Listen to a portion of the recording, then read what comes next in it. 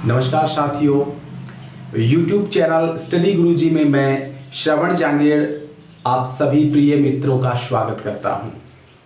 साथियों, हमने रूपांतरण में वचन पढ़ लिए, लिंग पढ़ लिए, कारक पढ़ लिए। इसके आगे रूपांतरण में हमारा है अर्थ। आज हम अर्थ का अध्ययन करेंगे।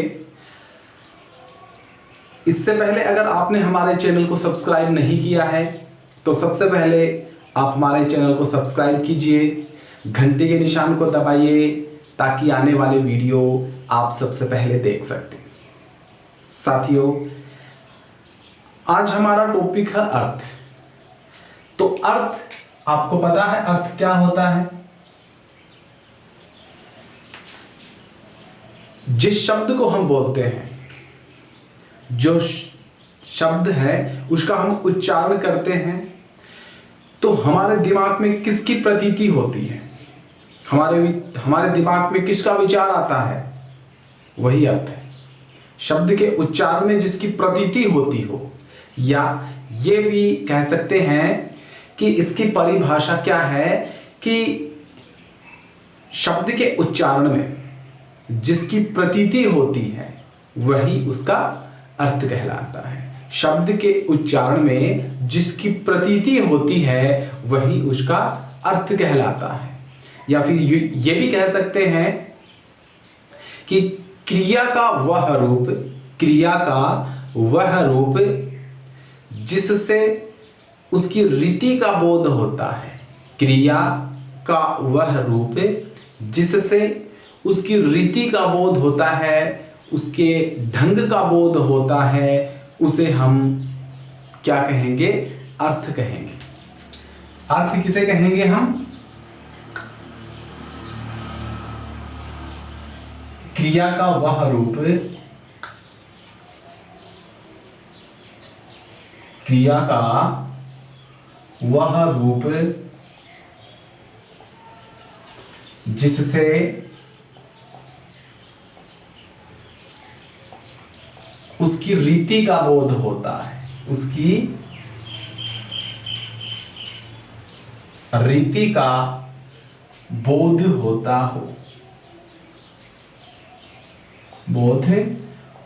है, उसे हम क्या कहेंगे? अर्थ कहेंगे। या हम ये भी कह सकते हैं कि शब्द के उच्चारण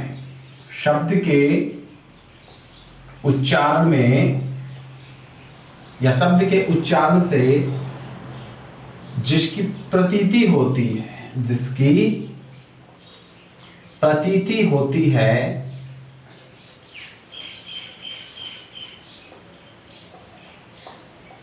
वह उसका क्या कहलाता है? अर्थ कहलाता है। अर्थ से हमें यह भी पता चलता है कि इसका अर्थ सामान्य निकल रहा है या विशेष रूप से उसकी व्यंजना हो रही है। अर्थ से हमें यह भी पता चलता है, अर्थ को हम पढ़ेंगे तो अर्थ से हमें यह भी पता चलेगा कि हमने जिस शब्द का उच्चारण किया है उसका अर्थ क्या निकलेगा, और उस अर्थ से हमें यह भी पता चलेगा कि इससे विशेष अर्थ की व्यंजना हो रही है या सामान्य अर्थ की व्यंजना हो रही है। हमें यह भी पता चलता है, किससे? अर्थ से पता चलता है। तो अर्थ की परिभाषा क्या हुई? क्रिया का वह रूप जिससे उसकी रीति का बोध होता है, उसे अर्थ कहते हैं। या फिर ये भी कह सकते हैं शब्द के उच्चारण से जिसकी प्रतीति होती है वह उसका अर्थ कहलाता है। क्या बताया और हमने कि शब्द के अर्थ से हमें यह पता चलता है कि इसका अर्थ सामान्य है या विशिष्ट है या विशेष है। ठीक है, ये जो अर्थ है उसकी सामान्य जानकारी है। अब हम पढ़ेंगे इसके टाइप्स, इसके प्रकार, अर्थ के भेद। क्या पढ़ेंगे? अर्थ के भेद, प्रकार।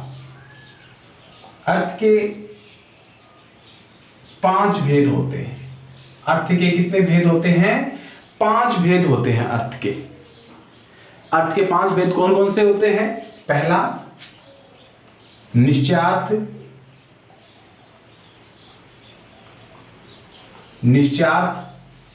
दूसरा अज्ञार्थ,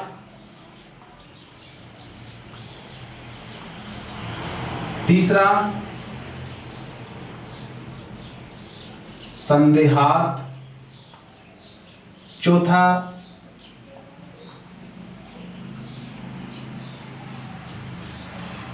संभावनार्थ और पांचवा संकेतार्थ। ये 5 भेद होते हैं अर्थ के। कौन कौन से? निश्चयार्थ, दूसरा अज्ञार्थ, तीसरा संदेहार्थ, चौथा संभावनार्थ और पांचवा संकेतार्थ। ये 5 भेद होते हैं। अर्थ की परिभाषा पढ़ ली, अर्थ के प्रकार पढ़ लिए, भेद पढ़ लिए। कौन कौन से भेद होते हैं? 5 भेद होते हैं, निश्चयार्थ, अज्ञात, संदेहार्थ, संभावनार्थ और संकेतार्थ। ये 5 भेद होते हैं। अब हम इसको बारी बारी से पढ़ेंगे, उदाहरण सहित पढ़ेंगे। परिभाषा और इसके उदाहरण हम इसका विस्तार से अध्ययन करेंगे। ज़्यादा बड़ा टॉपिक नहीं है, अर्थ छोटा सा टॉपिक है, आपका ज़्यादा समय नहीं लूँगा। अब अर्थ की हम परिभाषा पढ़ ली है, अर्थ के प्रकार पढ़ लिए हैं। अब ये प्रकार है, उन प्रकारों को मैं आपको उदाहरण सहित समझा देता हूं बारी बारी से। अर्थ का भेद, अर्थ के भेद पढ़ेंगे। अब हम बारी बारी से विस्तार से पढ़ेंगे। पहला निश्चयार्थ,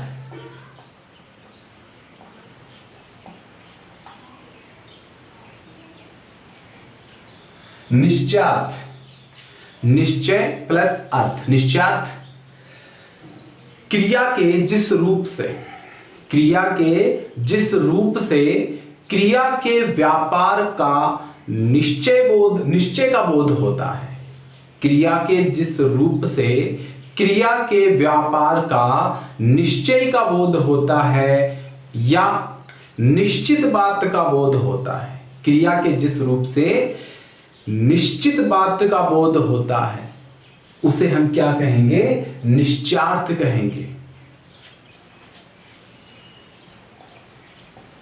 क्रिया के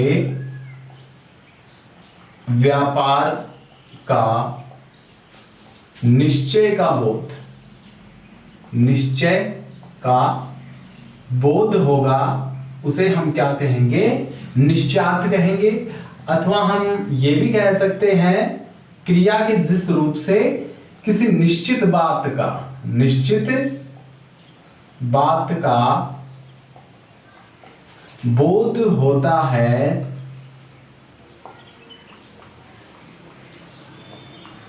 उसे हम क्या कहेंगे? निश्चयार्थ कहेंगे। 2 परिभाषा बता दी, इनमें से कोई भी याद कर सकते हो आप। क्रिया के जिस रूप से क्रिया के व्यापार का निश्चय का बोध होता है या फिर निश्चित बात का बोध होता है उसे हम क्या कहेंगे? निश्चयार्थ कहेंगे। जैसे मोहन गया,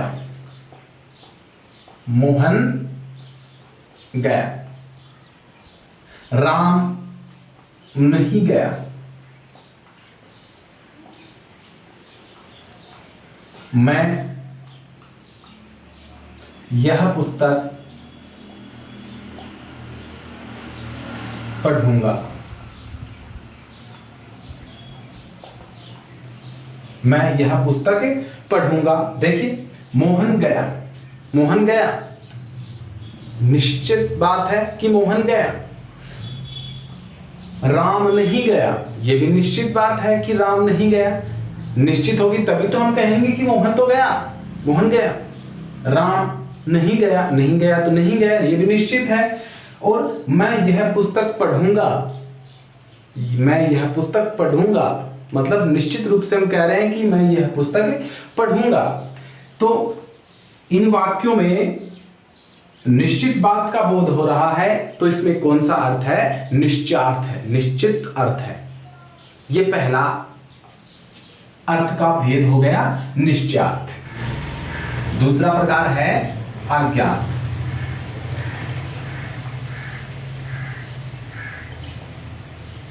अज्ञात यानी आज्ञा से है, क्रिया के जिस रूप से, क्रिया के जिस रूप से आज्ञा, उपदेश और निषेध का बोध होता है। क्रिया के जिस रूप से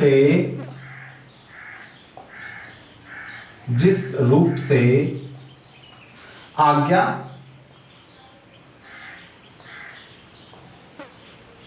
उपदेश और निषेध का बोध होता है। निषेध का बोध होता है, उसे हम क्या कहेंगे? आज्ञार्थ कहेंगे। क्रिया के जिस रूप से आज्ञा का बोध होता, आज्ञा दी जा रही है, उपदेश दिया जा रहा है या निषेध, मनाही की जा रही है, उसका बोध होगा, तो वहां पे क्या होगा? कौन सा अर्थ हो गया? अज्ञार्थ होगा। जैसे राम जाओ, राम जाओ, क्या दे दिया? आज्ञा दे दी। ठीक है। दूसरा उपदेश, तुम पढ़ो या तुम सीखो, मान लो तुम सीखो, उपदेश दे दिया, तुम सीखो। मोहन तुम मत जाओ, तुम्हें मत जाओ, निषेधता का बोध हो रहा है, निषेध मनाही हो रही है, मना हो रहा है, निषेधात्मक वाक्य है, मत जाओ। तो मोहन तुम मत जाओ, यहां पे निषेध का बोध हो रहा है, तो वहां पे अज्ञात होगा। आज्ञा, उपदेश और निषेध का बोध होगा, वहां पे क्या होगा? अज्ञात होगा। समझ में आ गया? ये हमारा दूसरा भेद हो गया। तीसरा हमारा संदेहार्थ। संदेहार्थ यानी संदेह हो रहा है। परिभाषा क्या लिखेंगे? क्रिया के जिस रूप से उसके व्यापार का संदेह का बोध होता है। उसके व्यापार का किसका बोध हो रहा है? संदेह का बोध हो रहा है, वहां पर संदेहार्थ कहलाता है। ठीक है, वहां पे क्या होता है? संदेहार्थ होता है। जैसे क्रिया के व्यापार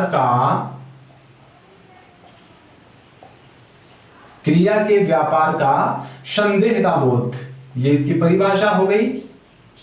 संदेह का बोध, क्रिया के जिस रूप से क्रिया के व्यापार का संदेह का बोध होता है, उसे हम संदेहार्थ कहते हैं।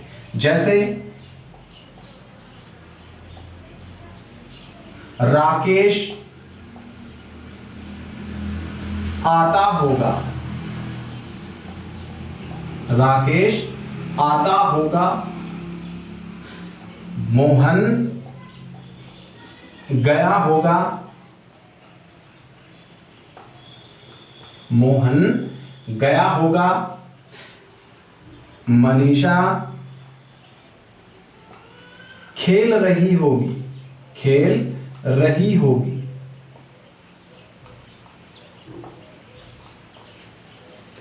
संदेह हो रहा है, पूर्ण रूप से हम संतुष्ट नहीं है उस बात से, निश्चित नहीं है वो बात। राकेश आता होगा, संदेह हो रहा है कि पता नहीं आता है, आया है नहीं आया है, आ रहा है नहीं आ रहा है, लेकिन आता होगा केवल संदेह है। मोहन गया होगा, पता नहीं गया है नहीं गया, लेकिन गया होगा, हमने अपने मन से कह दी कि गया होगा। मनीषा खेल रही होगी, मनीषा क्या कर रही है? खेल रही है, निश्चित नहीं है, बल्कि क्या होगा, खेल रही होगी। अगर खेल रही है तो वो निश्चित है, लेकिन खेल रही होगी, खेल रही होगी इसका मतलब क्या है, संदेह है हमें, और जहां पे संदेह होगा वहां पे कौन सा अर्थ होगा, संदेहार्थ। परिभाषा क्या लिखवाई थी मैंने, जिसके उच्चारण से हमें उसकी रीति का बोध होता है, उसको हम क्या कहेंगे, अर्थ कहेंगे।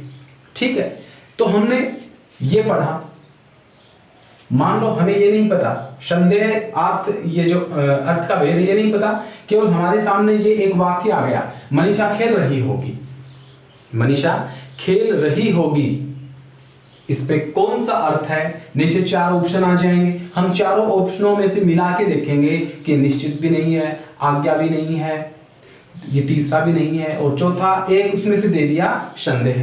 तो इसमें संदेह हो रहा है, पूर्ण रूप से संतुष्ट नहीं है इस बात से, केवल संदेह हो रहा, तो हम क्या करेंगे, संदेहार्थ करेंगे।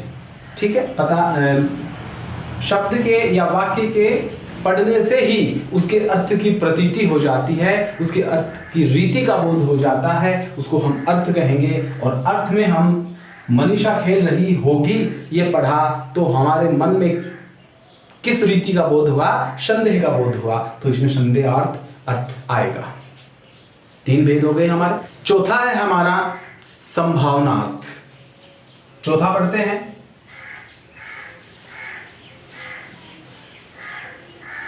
निश्चयार्थ पढ़ लिया, आज्ञार्थ पढ़ लिया, संदेहार्थ पढ़ लिया। अब चौथा है हमारा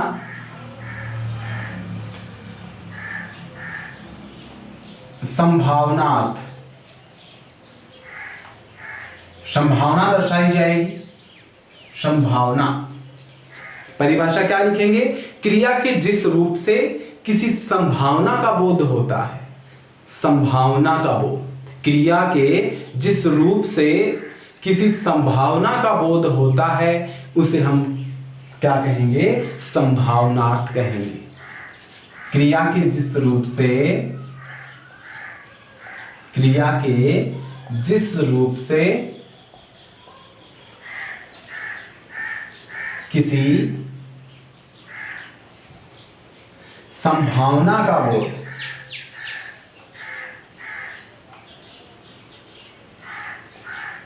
किसी संभावना का बोध होता है उसे हम क्या कहेंगे, संभावनार्थ कहेंगे। जैसे शायद आज वर्षा आएगी, वर्षा आएगी। शायद आज वर्षा आएगी, एक तो शायद आ गया, शायद का मतलब संभावना है ना, आएगी, शायद के साथ आएगी, शायद आज वर्षा आएगी, तो शायद नाम से आपको पता चल जाएगा कि संभावना हो रही है इसमें। दूसरा संभवतः, संभवतः राकेश अपनी कक्षा में, अपनी कक्षा में प्रथम आ सकता है, प्रथम आ सकता है।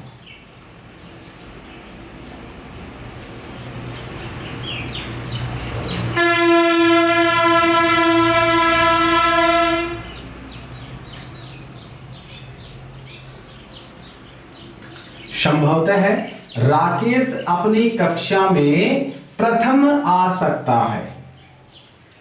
संभवतः नाम आ गया, संभावना है तो इसमें संभावनार्थ हो गया। ठीक है, एक आएगा कदाचित, कदाचित आए, उसमें भी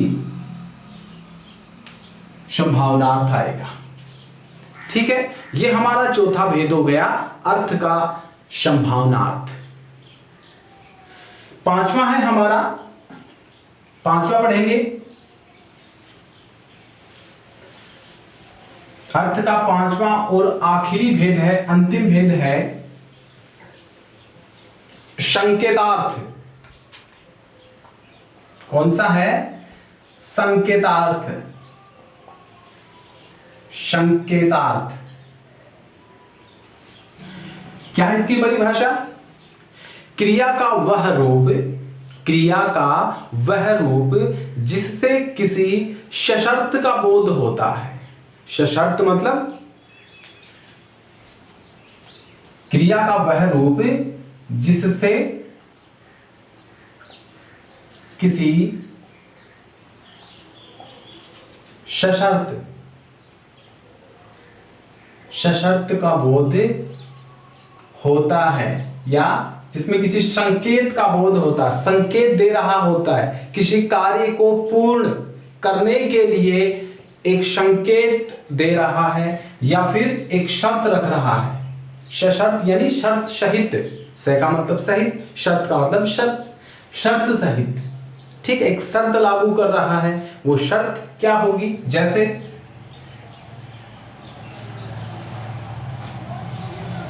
अगर राम ने परिश्रम किया होता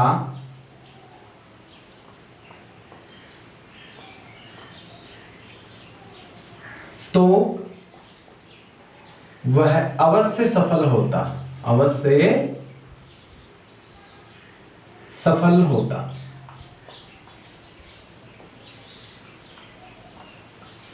सफल होने के लिए शर्त क्या कर दी कि परिश्रम किया होता, तो परिश्रम, ठीक है, एक शर्त लगा दी, एक संकेत दे दिया। संकेत क्या दे दी कि सफल होने के लिए क्या जरूरी है? परिश्रम जरूरी है। एक संकेत दे दिया तो यहां पर संकेतार्थ आएगा। और भी हैं, अगर खेलना जानते, अगर खेलना जानते हो तो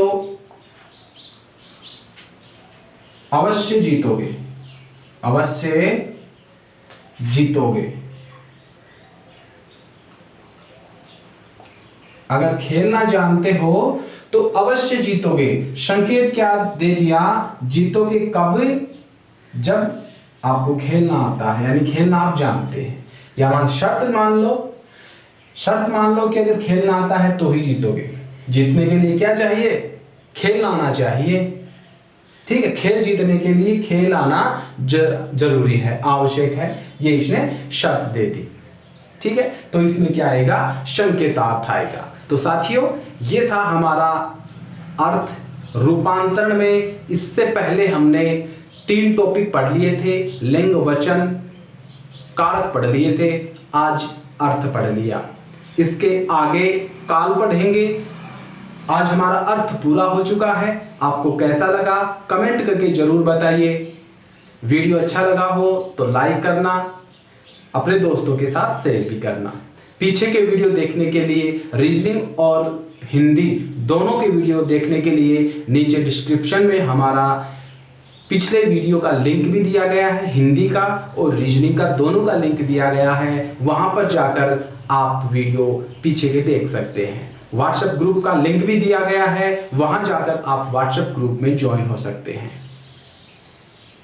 मिलते हैं अगले वीडियो में, तब तक के लिए गुड बाय, टेक केयर, जय हिंद, जय हो।